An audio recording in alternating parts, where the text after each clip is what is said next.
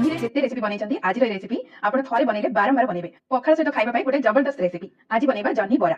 এই জহ্নি বরা ଆପଣ ଆଗରୁ ଏମିତି ଜମା ବନେଇ ନଥିବେ, ଥରେ ଭିଡିଓ ଦେଖନ୍ତୁ ଆଉ ନିଶ୍ଚୟ ବନେଇବେ। ଟେଷ୍ଟ ଏତେ ଭଲ ଅଛି କି ଆପଣ ଥରେ ପଖାଳ ସହିତ ଖାଇବେ ମାନେ ବାରମ୍ବାର ବନେଇବେ। ଜହ୍ନି ବରା ବନେଇବା ପାଇଁ ମୁଁ ଏଠି ମିଡିୟମ ସାଇଜର 3ଟି ଜହ୍ନି ନେଇଯାଇଛି। ଜହ୍ନିର ଚୋପା ଚାଞ୍ଚି ନେବା, ତାପରେ ଏମିତି ଦୁଇ ଫାଳ କରି ନେବା, ତାପରେ ଛୁରୀ ସାହାଯ୍ୟରେ ଏମିତି ପତଳା ପତଳା କରିକି କାଟି ନେବା।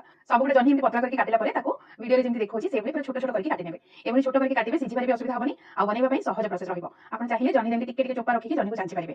ଜହ୍ନି ଦେଖନ୍ତୁ ଏଭଳି ପୁରା ଛୋଟ ଛୋଟ କରିକି କାଟିବେ।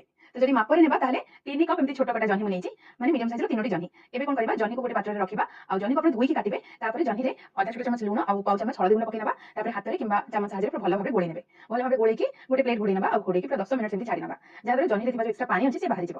10 ମିନିଟ୍ ପରେ ଆଉ ଗୋଟେ ପାତ୍ର ନେବା ଆଉ ସେଥିରେ 4 ବଡ ଚାମଚ ଦେଖନ୍ତୁ 4 ଟେବଲ ସ୍ପୁନ୍ ଏଠି ବେସନ ପକେଇ ନେଉଛି।